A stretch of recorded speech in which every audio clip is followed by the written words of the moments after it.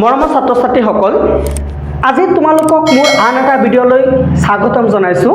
আমি যোৱা দুটা ভিডিঅ'ত তোমালোকক 10মান শ্ৰেণীৰ বিজ্ঞানৰ প্ৰথম যিটো চেপ্টাৰ আছিলে ৰাসায়নিক বিক্ৰিয়া আৰু সমীকৰণ, সেই পাঠটোৰ MCQ কুৱেশ্যন আলোচনা কৰিছিলোঁ আৰু মই আশা ৰাখিছোঁ তোমালোকে সেই গোটেইখিনি MCQ কুৱেশ্যন পঢ়িবা, ভালদৰে শিকিবা। এতিয়া আমি 2 নম্বৰ চেপ্টাৰ যিটো আছে ধাতু আৰু অধাতু, এই চেপ্টাৰটোৰ থকা MCQ কুৱেশ্যনবিলাক আলোচনা কৰিম। তো চোৱা, আমি গোটেই বহলাই আলোচনা কৰিব নোৱাৰিম যিহেতু আমাৰ হাতত সময় একেবাৰে কম। এতিয়া চোৱা, আমি প্ৰথম যিটো MCQ কুৱেশ্যন সেইটো আমি আলোচনা কৰিছোঁ। 1 নম্বৰ চোৱা কি আছে, আটাইতকৈ নমনীয় ধাতুটো হ'ল 1 নম্বৰ আছে সোণ, 2 নম্বৰ আছে ৰূপ, 3 নম্বৰ আছে তাম, 4 নম্বৰ আছে এলুমিনিয়াম। ইয়াৰ ভিতৰত তোমালোকৰ কোনটো শুদ্ধ হ'ব? ছাৰসকলে চাগে তোমালোকক কৈছে নমনীয় কি, অনমনীয় কি, এইবিলাক চাগে তোমালোকক শিকাইছে। তোমালোকে মনত ৰাখিবা, আটাইতকৈ নমনীয় ধাতুটো হ'ল তোমাৰ সোণ। এইটো হৈছে শুদ্ধ উত্তৰ। তোমালোকে মনত ৰাখি যাবা আৰু ভালদৰে পঢ়িবা। এতিয়া চোৱা, 2 নম্বৰ প্ৰশ্নলৈ আহিছোঁ। 2 নম্বৰ প্ৰশ্নটোত কি আছে, তাপৰ আটাইতকৈ সুপৰিবাহী ধাতু। সুপৰিবাহী আৰু কুপৰিবাহীৰ বিষয়ে তোমালোকে জানা, যাৰ মাজেৰে তোমাৰ কি হ'ব পাৰে, তাপ পৰিবাহী হ'ব পাৰে, তাপ পৰিবাহিত হ'ব পাৰে, সেইবিলাক হৈছে তোমাৰ তাপৰ সুপৰিবাহী। আৰু যিবিলাক হৈছে তোমাৰ ধৰি লোৱা যিবিলাক ধাতুৰ মাজেৰে তোমাৰ কি তাপ পৰিবাহিত হ'ব নোৱাৰে, সেইবিলাক হৈছে কুপৰিবাহী। 1 নম্বৰ আছে সোণ, 2 নম্বৰ আছে ৰূপ, 3 নম্বৰ আছে এলুমিনিয়াম, 4 নম্বৰ আছে সীহ আৰু 5 নম্বৰ আছে ওপৰত এটাও নহয়। ইয়াৰ ভিতৰত শুদ্ধ উত্তৰটো হৈছে তোমাৰ ৰূপ। ৰূপ হৈছে আটাইতকৈ সুপৰিবাহী ধাতু, মনত ৰাখিবা। এতিয়া তোমালোকে 3 নম্বৰ প্ৰশ্নটো চোৱা। 3 নম্বৰ প্ৰশ্নত কি আছে, সাধাৰণ উষ্ণতাত জুলীয়া ধাতুটো কি? 1 নম্বৰ আছে গেলিয়াম, 2 নম্বৰ আছে চিজিয়াম, 3 নম্বৰ আছে সীহ, 4 নম্বৰ আছে পাৰা আৰু 5 নম্বৰ আছে ওপৰত এটাও নহয়। তোমালোকে মনত ৰাখিবা যে সাধাৰণ উষ্ণতাত জুলীয়া হোৱা ধাতুটো হৈছে পাৰা। মনত ৰাখিবা, সাধাৰণ উষ্ণতাত জ্বলিত হোৱা ধাতুটো হৈছে কি? পাৰা। এতিয়া তোমালোকে 4 নম্বৰ প্ৰশ্নটো চোৱা। 4 নম্বৰ প্ৰশ্নটো আছে সাধাৰণ উষ্ণতাত জুলীয়া অধাতু। আগতে ধাতু আছিলে, এতিয়া হৈছে অধাতু।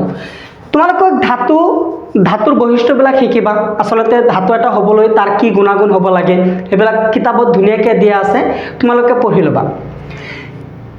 1 নম্বৰ দিয়া আছে আয়ডিন, ক্লৰিন, ব্ৰমিন, সালফাৰ। সাধাৰণ উষ্ণতাত জুলীয়া অধাতুটো হৈছে তোমাৰ শুদ্ধ উত্তৰটো হৈছে ব্ৰমিন। ব্ৰমিন কি কৰে? সাধাৰণ উষ্ণতাত জুলীয়া হ'ব পাৰে। এতিয়া তোমালোকে 5 নম্বৰ প্ৰশ্নটো চোৱা। 5 নম্বৰ প্ৰশ্নত আছে তলৰ কোনটো ধাতু কটাৰীৰে কাটিব পাৰি? 1 নম্বৰ আছে মেগনেছিয়াম, 2 নম্বৰ আছে সীহ, 3 নম্বৰ আছে গেলিয়াম আৰু 4 নম্বৰ আছে ছডিয়াম। ইয়াৰ ভিতৰত শুদ্ধ উত্তৰটো হৈছে তোমাৰ ছডিয়াম। আমি কি কৰিব পাৰোঁ? ছডিয়াম ধাতু আমি কটাৰীৰে কাটিব পাৰোঁ। এতিয়া তোমালোকে 6 নম্বৰ প্ৰশ্নটো চোৱা। 6 নম্বৰ প্ৰশ্নত আছে তলৰ কোনটো ধাতৱ অক্সাইড পানীত দ্ৰৱণীয়?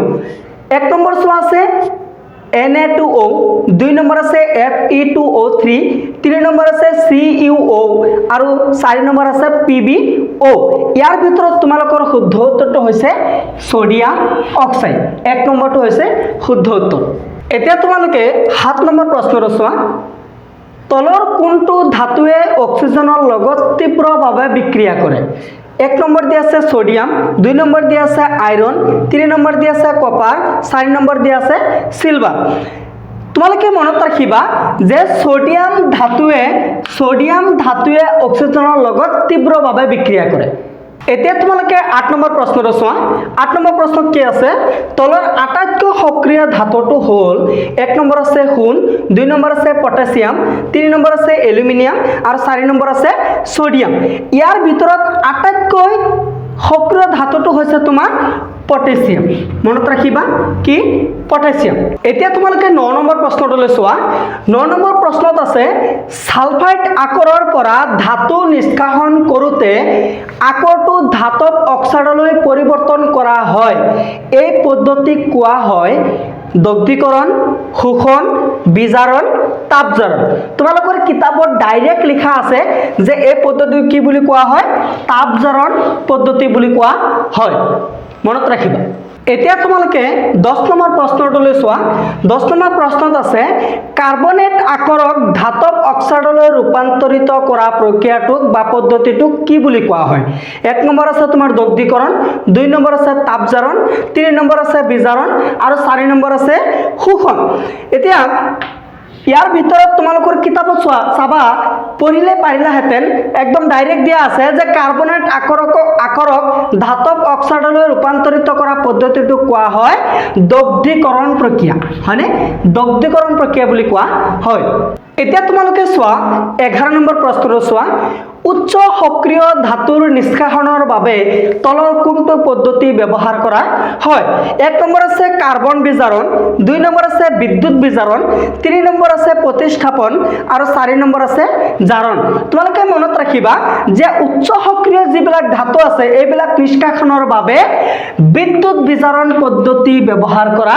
হয় বিদ্যুৎ বিজাৰণ পদ্ধতি মানে কি তোমালোকক ছাৰ বাইদেউসকলে সাগে ধুনিয়াকে বুজাইছে এতিয়া চোৱা ইয়াৰ ভিতৰত শুদ্ধটো কোনটো বিদ্যুৎ বিজাৰণ মনত ৰাখিবা মৰমৰ ছাত্ৰ ছাত্ৰীসকল যিখিনি এমসিকিউ কোৱেশ্চন আজি তোমালোকক মই দিছো এইখিনি ভালদৰে পঢ়িবা বুলি আশা ৰাখিছো আৰু আমাৰ ভিডিওটো যদি তোমালোকৰ ভাল লাগে তেতিয়াহলে তোমালোকৰ বন্ধু বৰ্গলৈ আমাৰ এই ভিডিওটো শেয়াৰ কৰি দিবা যাতে অলপ হলেও তেওঁলোকৰ যাতে উপকাৰ হ'ব পাৰে ধন্যবাদ আৰু এটা কথা মনত ৰাখিবা আমাৰ যেটো চেনেল আছে তোমালোকে সাবস্ক্ৰাইব কৰি ৰাখিবা দেই একেবাৰে নাপাহৰিবা